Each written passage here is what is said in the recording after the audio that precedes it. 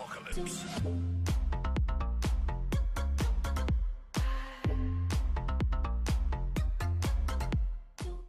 What is going on, everyone? My name is Loyal Archer, and today I am bringing to you the first video of a series that is going to help you all improve your play on the Rift.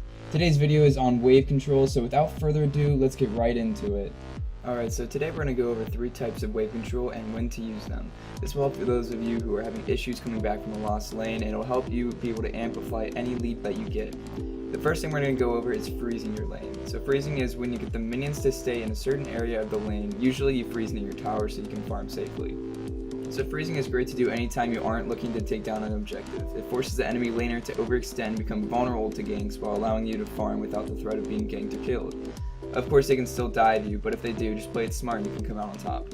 Now the way you freeze a lane is by making sure that there are more enemy minions than there are friendly minions. So sometimes to freeze a lane, you might have to give up a few minions in order to get the lane in a good position faster. What this does is it makes the enemy minions push to you, and once they get where you want them, you just take creep aggro until your minions collide with them.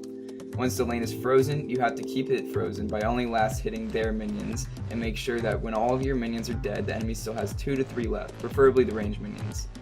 Try to keep their minions out of your tower's range by having your friendly ranged minions out of your own tower's range, or else when your melee minions are dead, your ranged minions are the next target, and then the enemy's minions have to dive the tower for them, and this will break your freeze. This next thing goes along with freezing, and it's breaking a freeze. When someone's freezing the lane in their favor, you become the one who's susceptible to ganks, and you can't fight them because they can just go under their tower. So you want to break a bad freeze as soon as possible. Usually when you break a freeze successfully, you can end up getting the wave to push to you, and then you can set up your own freeze once the enemy wave is where you want it. In order to break a freeze, all you have to do is force your minions to go under their tower by killing any enemy minions that are preventing your minions from diving.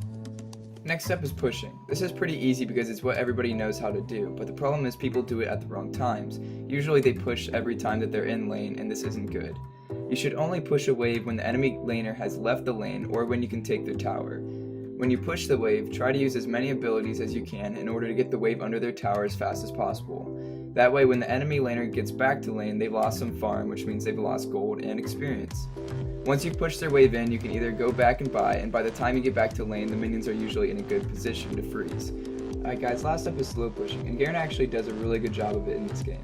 All you have to do to start a slow push is kill enough of the enemy minions to create a numbers advantage for your own minions. The more enemy minions that you kill, the faster the push will go, but there will be less of your minions that hit the tower. Slow pushing is when you get as many of your minions to stack up before hitting a tower, so that you can force an enemy to that lane, and then your team can go get an objective on the other side of the map. If the wave goes untouched by the enemy, your team can go rotate to that lane to take the tower with the massive wave that your slow push has created.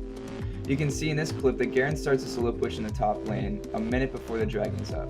This gives the top lane time to grow and create pressure before we actually take the dragon. Since he started the slow push on the opposite side of the map, whoever goes up there, in this case Jinx, can't get to the dragon in time before we kill it. So if the other team tried to contest the dragon, they would end up losing because it's a 4v5 and they don't have their AD carry. If Jinx didn't go top to stop the slow push, the wave would have stacked up and we could have rotated to the top tower, and we most likely would have taken it pretty easily. Slow pushing isn't really a strategy that you can use in lane phase because the wave can't get very large if the enemy's first tier tower is still up, and the enemy laner is already in the lane and will stop the slow push. Alright guys, thank you so much for watching. I hope this helped you guys, and if you liked it, don't forget to drop a like and subscribe. If you guys have any questions or want me to go over something specific, hit up that comment section or come watch me live on my Twitch. My link is in the description. Until next time, good luck on the Rift and have a great time in solo queue.